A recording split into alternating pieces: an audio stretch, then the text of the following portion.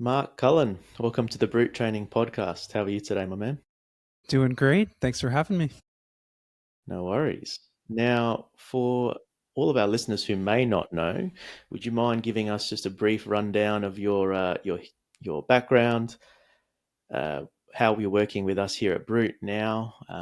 Just broad brushstrokes is okay, but just so everyone sort of has a good idea of what you're about. Yeah, so my name's Mark Cullen. I'm based out of Vancouver, British Columbia, in Canada. I'm a full time endurance coach, so kind of got my start as somebody who just got into running and triathlon myself and loved to just learn about everything exercise physiology. Also took a kinesiology degree with it while I was in university, and have always just loved the ins and outs of learning about different training methodologies or anything to do with kind of optimizing human performance. So started out mostly the last number of years working with competitive to professional triathletes and long distance runners who mostly focus on like the half and marathon distance. And then, yeah, just over the last year or so, I kind of got my start in the CrossFit world, working with Emma Lawson for about a year now. She happened to be from the same town that I started up my triathlon club there. So her and Jack Farlow, I started working with a bunch to start. And yeah, just been working with a number of the Brute squad on kind of improving their endurance across a number of bike and run workouts over the last number of months. Because as we're seeing, this is a super important part in CrossFit comps as it is. And then just, I think people are seeing the benefits of how this endurance training helps them in all sorts of workouts, as well as their recovery and number of other tools in terms of pacing and things like that I think are going a long way to helping people improve their performance in CrossFit as well.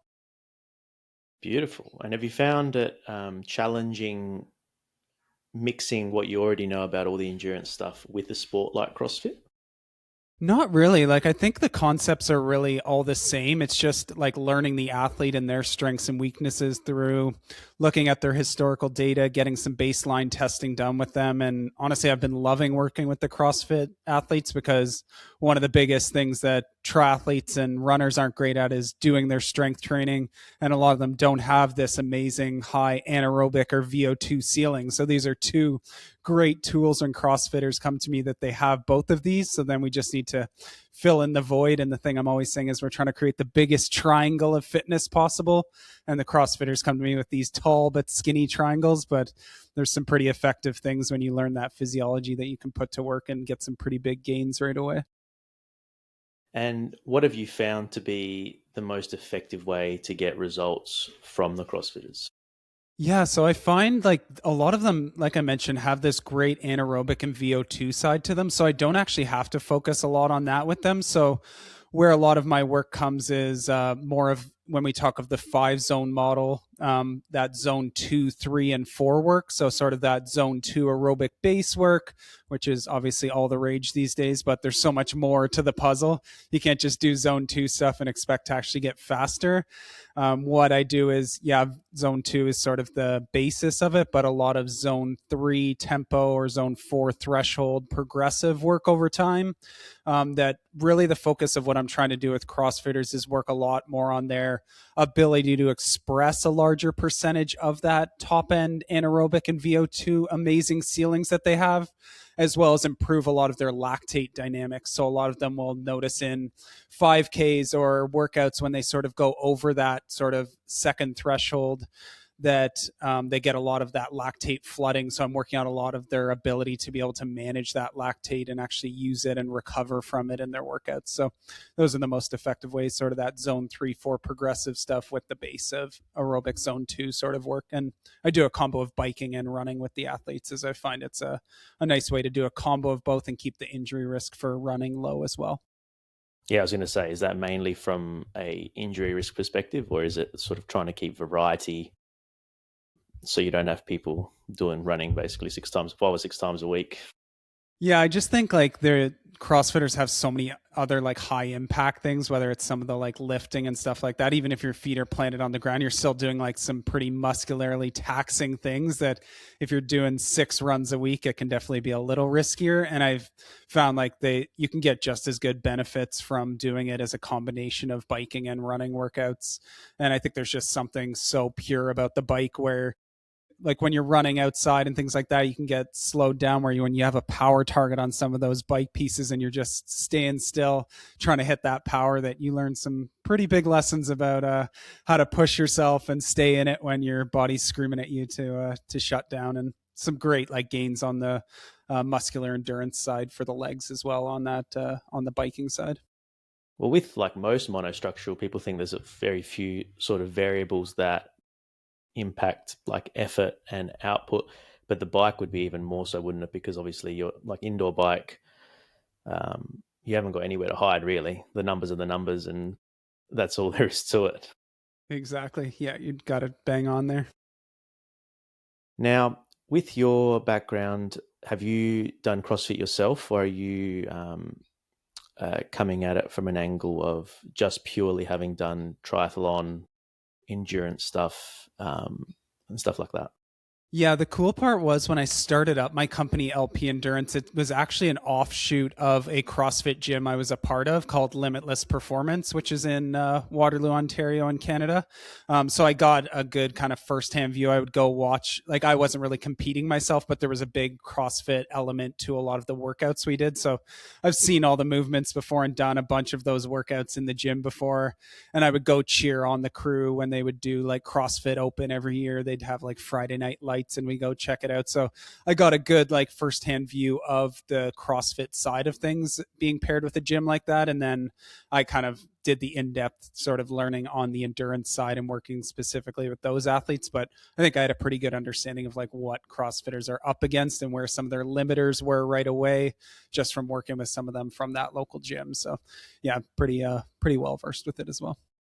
Have you found over your time that CrossFitters mechanically move well, or have you found that you, with the people you've worked with, you've had to actually work on the technique side of running, as well as obviously the capacity building and all that sort of jazz? Yeah, I think for most people, like when it comes to running form, you don't want to make any like huge major changes with people. And I find if they can be consistent over time and you do some of these like foundational form things like some fast strides, uphill strides, things like that, they can really attach that sort of fitness and run economy together. So unless people have really drastic things like they're swinging their arms across their face or something like that, really the things I'm working on is just making sure that their like arms are, that they're staying relaxed, their arms aren't like doing crazy crossing over the middle of their body. Most people need to like up their cadence a little bit, so a lot of people trying to get them over that like 170, and they'll probably be more like 180 plus in some of the speed work stuff.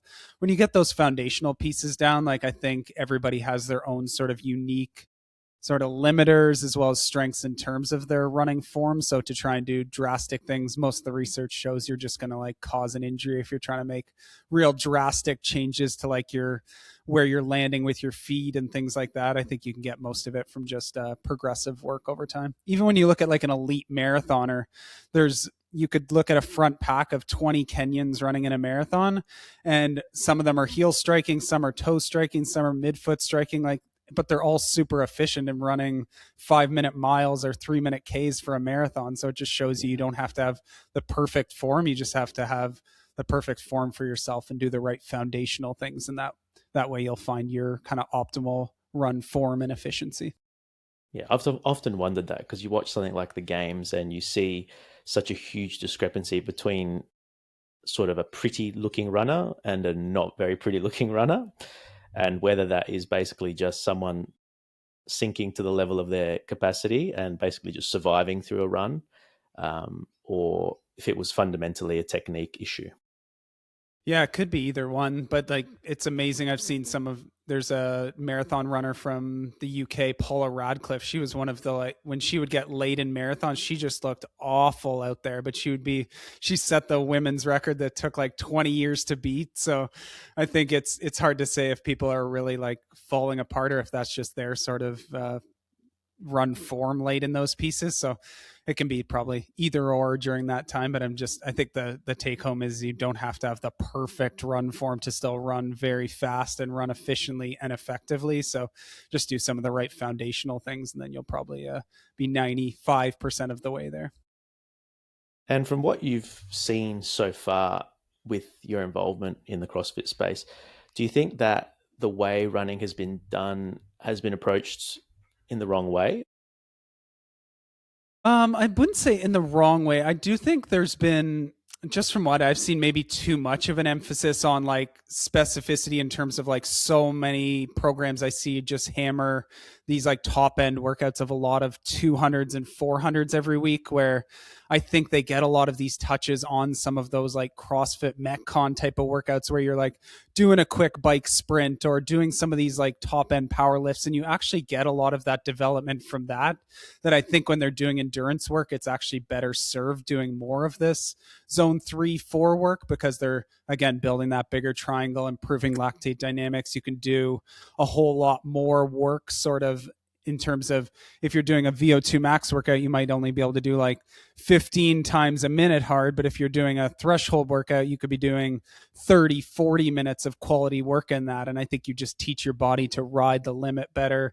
You learn pacing tools, you learn just how to suffer and ride the line up and down. So that would be just my little change in there. There's a time and a place for everything, but I find I spend more time on that zone 3, 4 work and then touch it up with little, like maybe at the end of that threshold workout, we do like 5 by 15 second hills and we kind of tie it all together with getting a touch on that upper end so you don't lose it, but attaching it to the run economy without having to dedicate an entire session to working on the top end area that's already strong and not really going anywhere because they're getting lots of maintenance or even improvement by doing some other things either in the gym or some of those other CrossFit workouts. So that's just what I've found. And then I think also from the base side of things, I just don't think people were necessarily doing enough endurance in their week. Like I'm not saying they have to invest 10, 20 hours like a triathlete or a runner might be doing, but I'm finding a lot of people are like, yeah, I do 3 20-minute, 30-minute runs a week. And it's just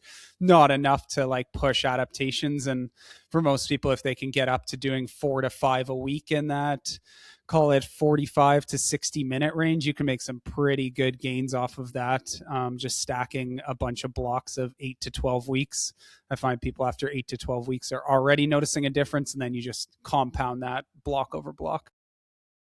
And do you think the importance of zone 2 has been overconflated, like and sort of zone 3 underused now? Or do you feel like it's sort of worth the hype? Because I've noticed doing some of the programs that I know have sort of been inspired by you or written by you, where there is actually a fair bit of zone 3 where, or in the, I suppose, in the space at the moment, that's being villainized a little bit in regards to sort of like junk volume or not as effective and efficient. I was just curious on your take.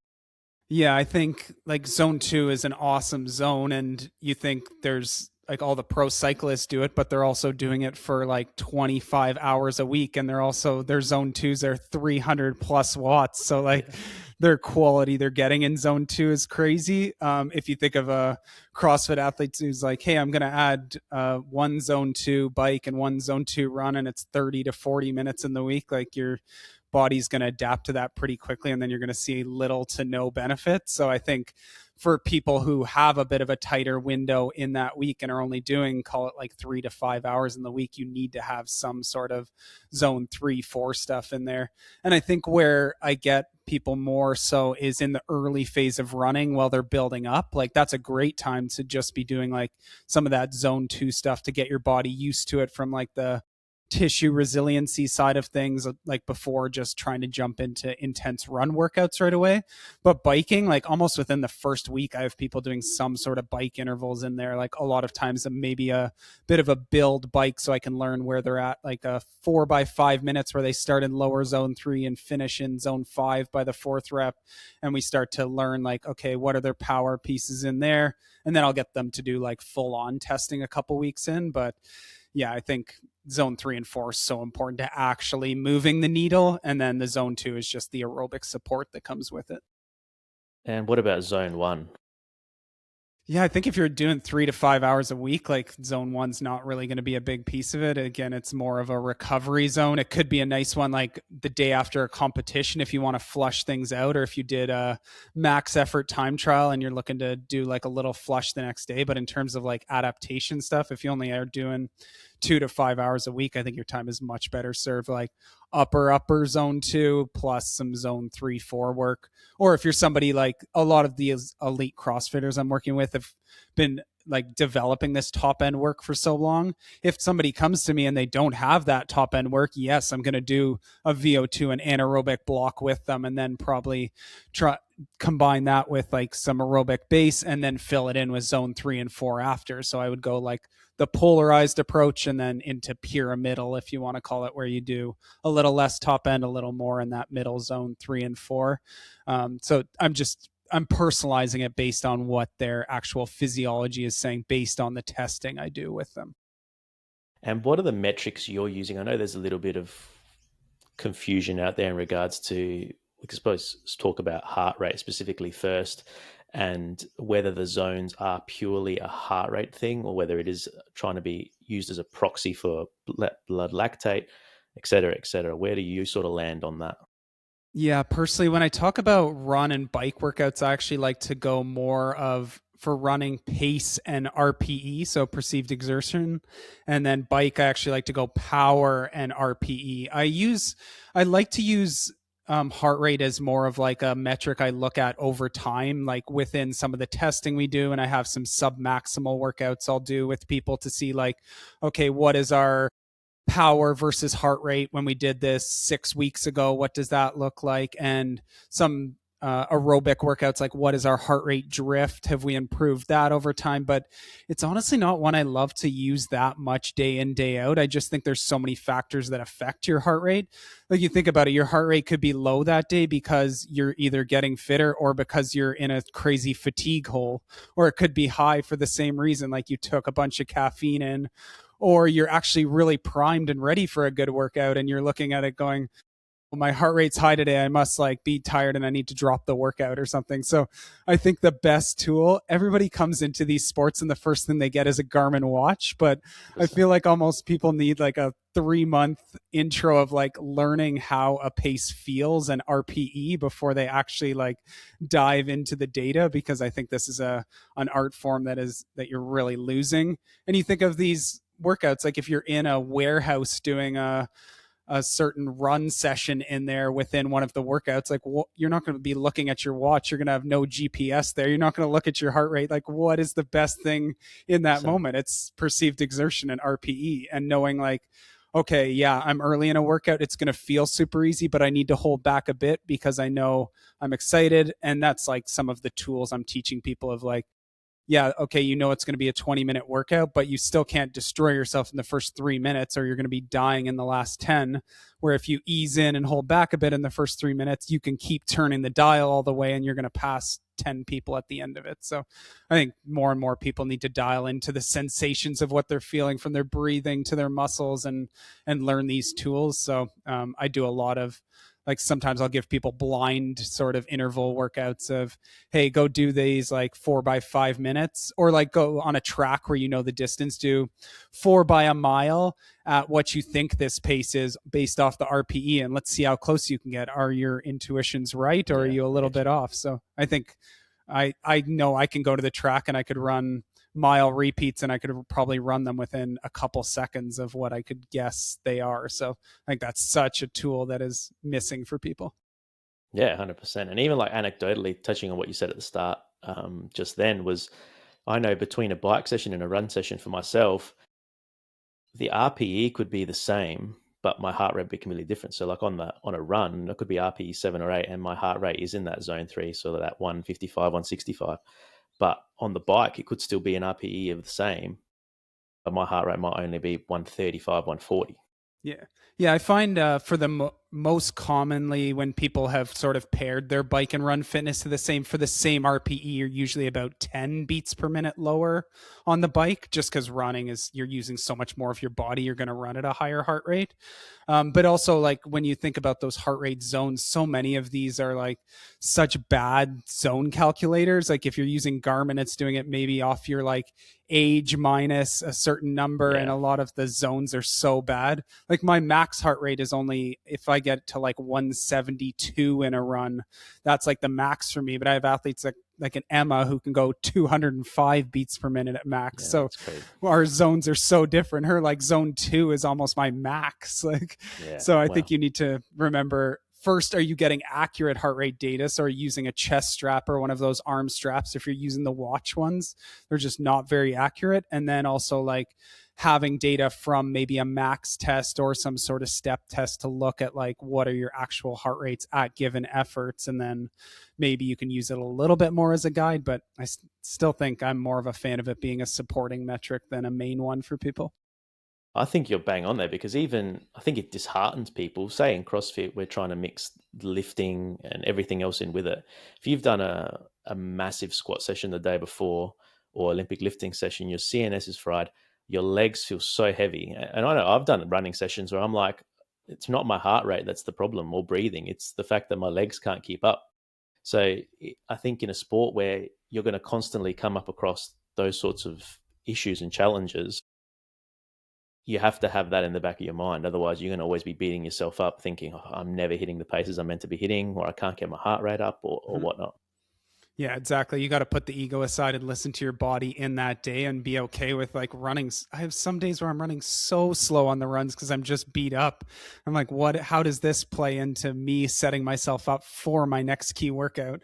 I don't Yeah. care what it says on Strava if I'm running, oh, I need it to be under 5 minutes a kilometer for my ego. Like, if people can care less and less what others think, then they're going to be able to stick to their plan and not get distracted by the next Instagram reel or what they're seeing a competitor do.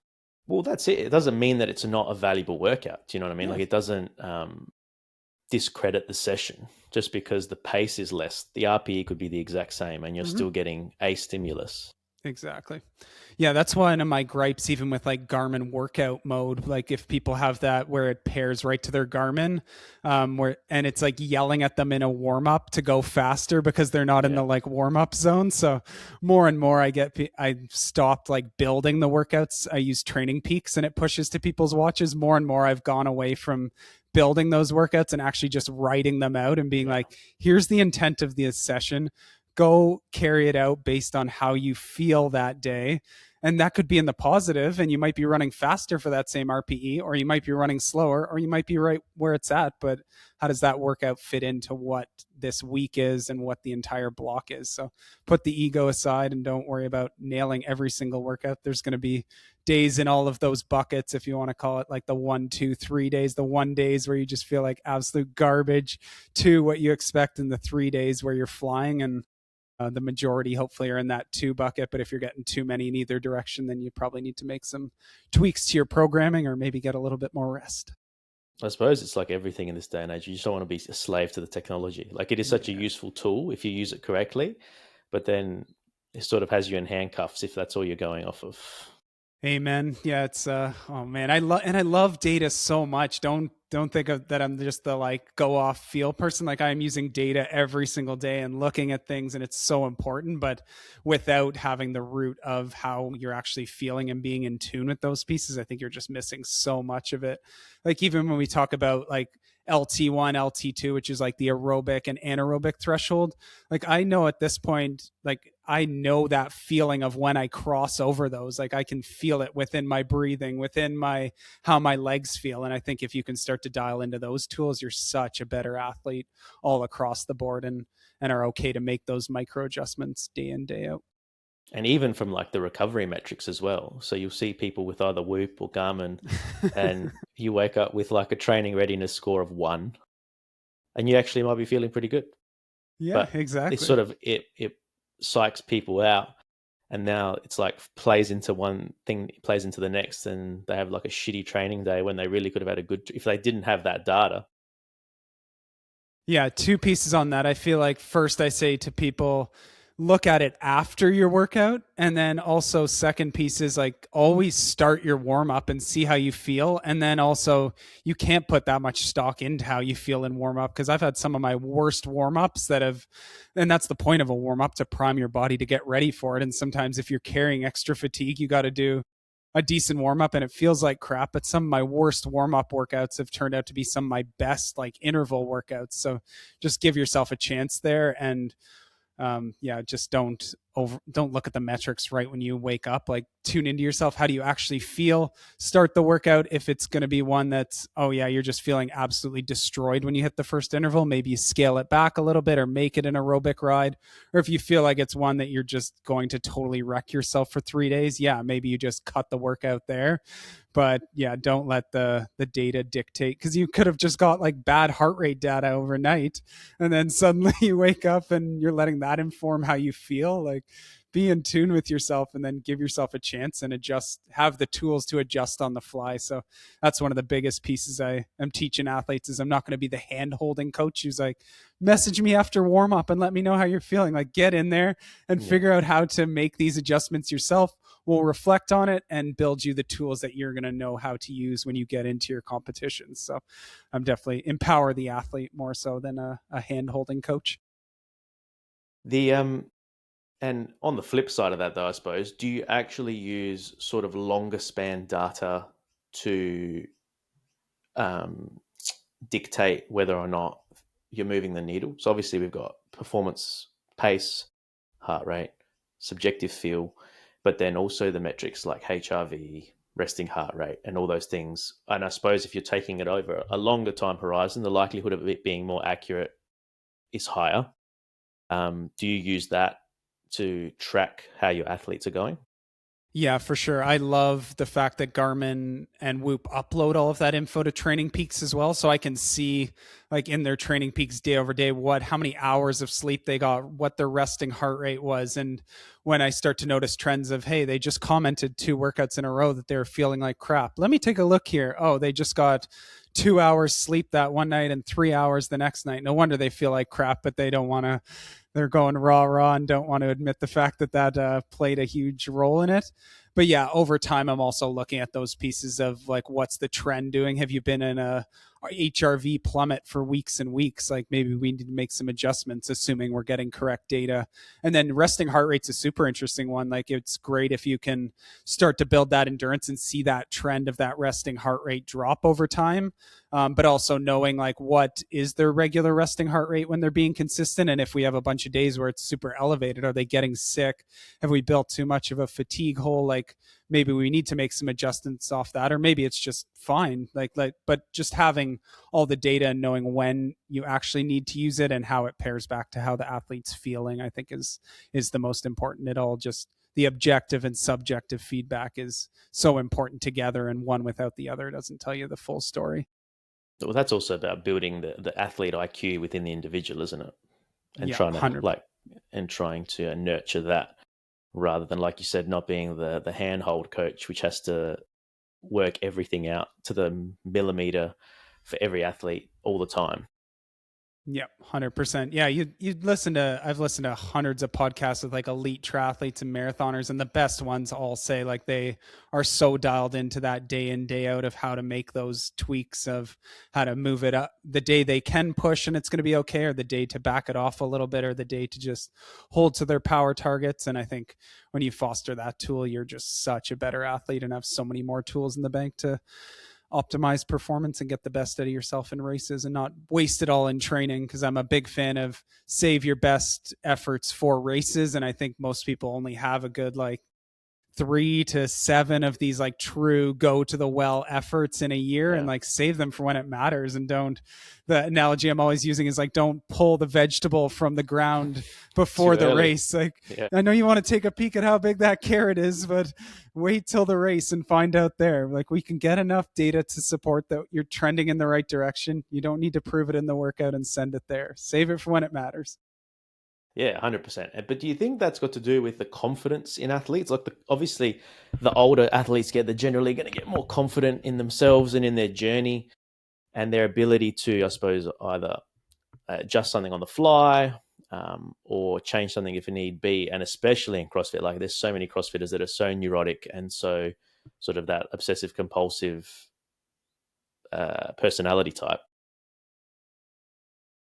Yeah, I think everybody's probably coming from a different area of insecurity. It could just be some people are like, if it's not a hard workout and I'm not getting a crazy sweat on, then it's not a It's workout not working. that's Yeah. worth Yeah, or people feel some sort of pressure they're getting from social media or what their friends are doing, and that's the reason, because they want to post to Strava that they're getting a certain time or be able to put some flex on Instagram. But I think the biggest flex is like proving it on race day. So one of the like things I'm always putting in my athletes comments is just like hashtag prove it in the race.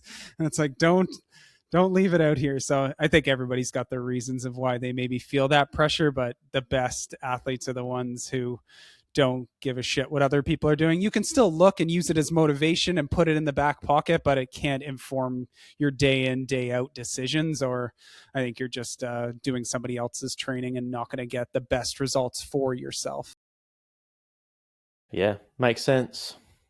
Now, I do have a big question. The big question is thoughts on running on the road versus running on the air runner.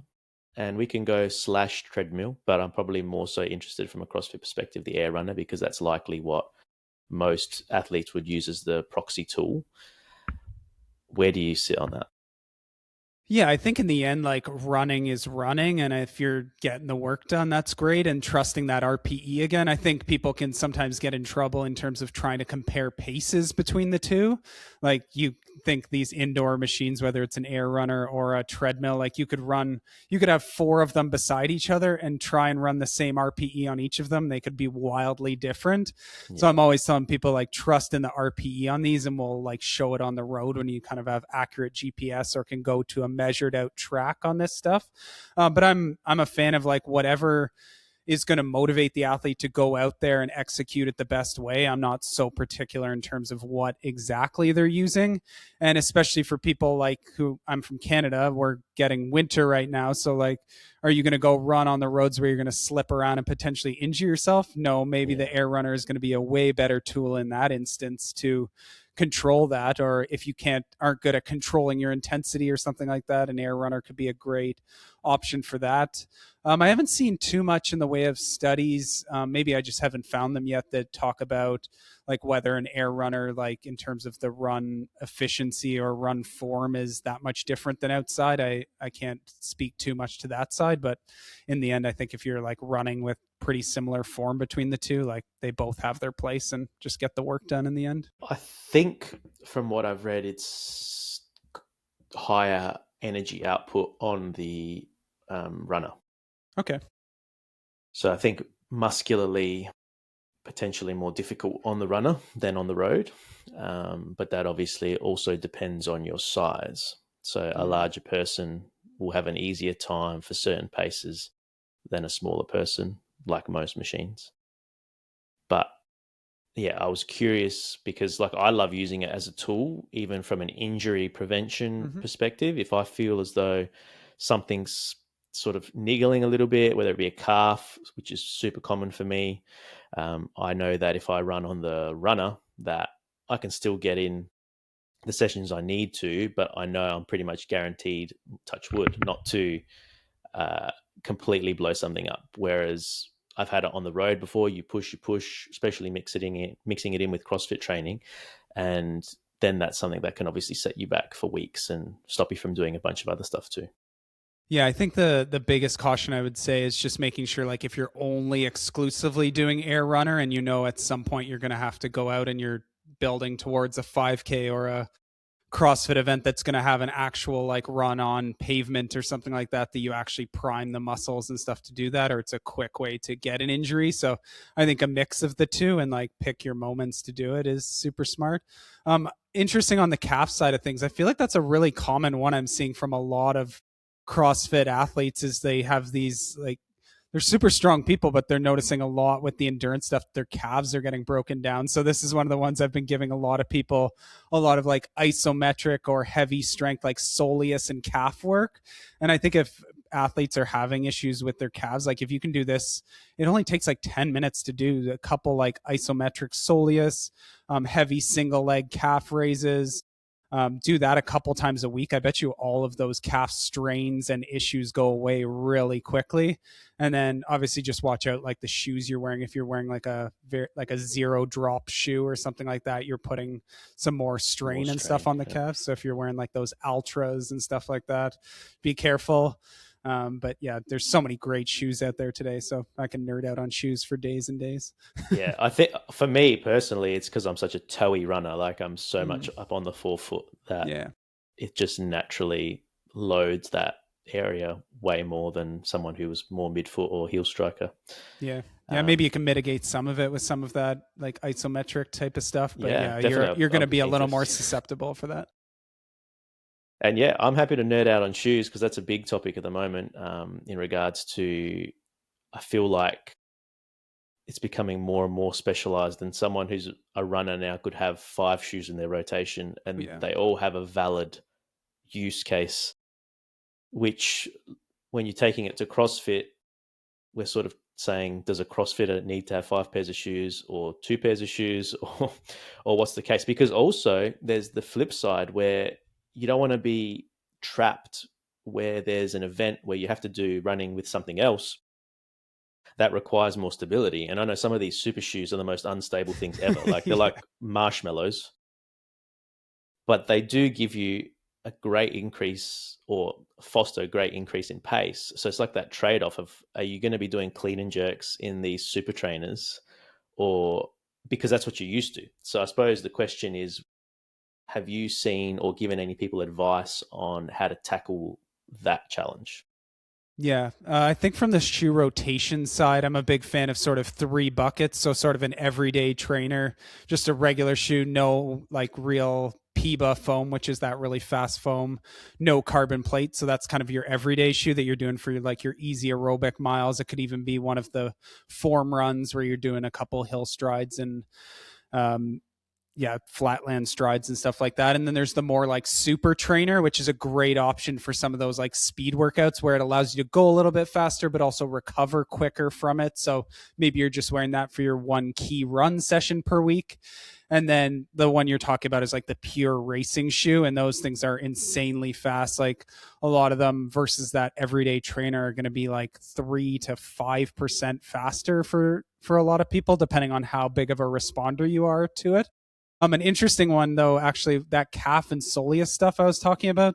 There's been some cool research that people that do a bunch of that calf and soleus type of work can get almost the same benefit as super shoes, like two to Oh, four wow. percent. So again, like double down on that if you do Yeah. some of that work and then add that to super shoes. So just a little bit of an aside there.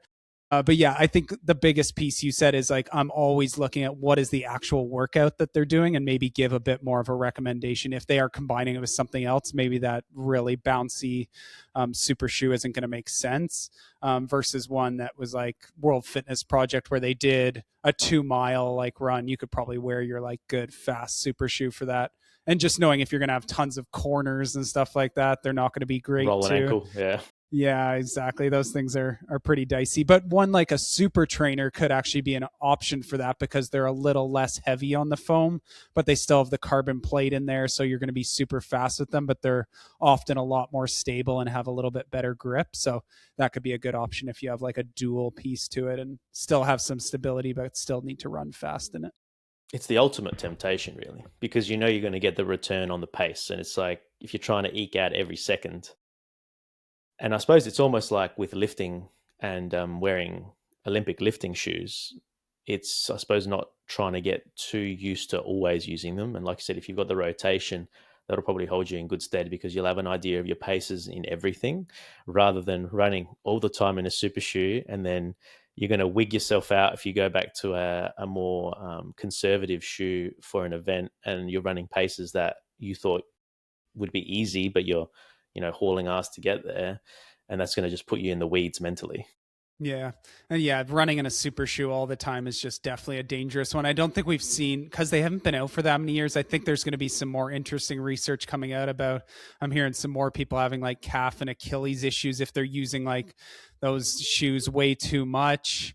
Yeah, I think people just need to be careful if they're wearing that all the time. And also just if you notice, like when you go in a regular everyday shoe versus this super shoe, like you can almost turn your foot off if you want to call it. Like you don't have to use any sort of feel within your foot, and if you're doing Yeah. that all the time, how weak are the stabilizers going to get like within your foot and ankle and stuff like that. So I think that everyday shoe, you don't need to go out and do like barefoot running all the time. I think it's actually good to do every now and then is go to like a Yeah. turf field and just do some laps barefoot running. Like that's how the Kenyans got such good like fluid running form, and like how they got such great like spring out of all of their like calf, Achilles, soleus, stuff like that. But yeah, just be careful with that, especially if you're new to it. You'll injure yourself quickly. But that's where those everyday trainers are a great option, because you're still using some of that foot stability. You get a bit of the impact, and then you get the big benefit when you come to a super shoe. But take that extra 2 to 4% when it comes on race day, and don't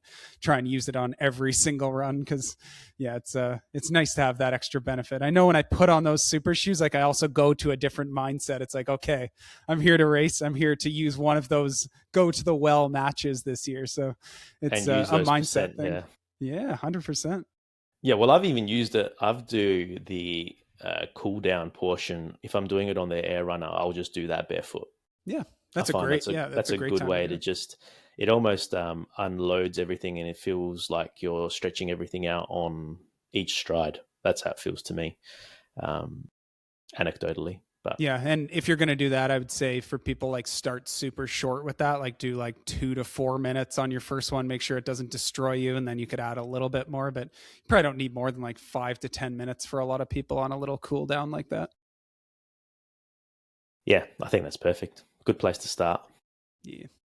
Now, have you had much experience with, if we're only picking one endurance modality? Obviously, CrossFit has become so heavily influenced by machines and running, all of them.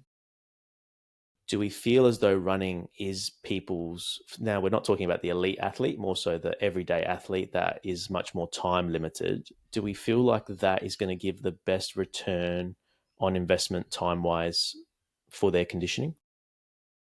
I do think running is like, I even think of when I work with my triathletes, like if they can get up some better running volume, like it's just such a good, like all around sort of activity. And you just gain such good aerobic fitness from it as you get efficient at it. And like the high impact aspect of it is great for like the bone density and strength and stuff like that. And just the ease of being able to do it everywhere is maybe the best thing out there. Is you can go, even if you have a crazy job and you're traveling or are always on the go, you just have to bring a pair of running shoes and you can do that Shoes. everywhere. So if you Yeah. can get that like baseline run fitness up of being able to run comfortably 3 times a week, whether it's for 30 to 60 minutes, like you can go anywhere and do that. So I still do think running is going to be the best bang for your buck. It burns way more calories. You get more training stress out of it for 1 hour at the same intensity of biking. I think is just so hard for people to build up because they are not patient enough in terms of just slowly building up the volume with that zone 1 and 2, and then adding in the intensity after. They want to go, okay, I've had 2 or 3 good weeks. Like now I'm ready to rip a 5K. It's like, just wait a couple more weeks and be patient. And then running is such a like snowball type of sport that the more and more you can just be super patient with it, you just get this crazy momentum with it. But most people don't stick it out long enough or do the right It things to get that momentum. might sound counterintuitive, but you're almost better off just ignoring all data and just running. Yeah. Even if it feels too easy, you're still going to be getting such a good stimulus and benefit from it, and throw away all the other data and just, like you said, stack those days. And before you know it, you'll look back 6 months down the track and you'll probably be in a much different place than you were at the start. Yeah, especially if you're like progressing, say, just the like duration or distance you're doing on it slowly over time. Like you're going to get great benefits off that. If you just do a 5K 3 times a week and do that every single week, I think that's the common thing we see of like the Yeah. older Park age people. run and yeah. I'm saying like the 50, 60 plus people is Oh, like, I go out and do my 2 mile run 3 times a week.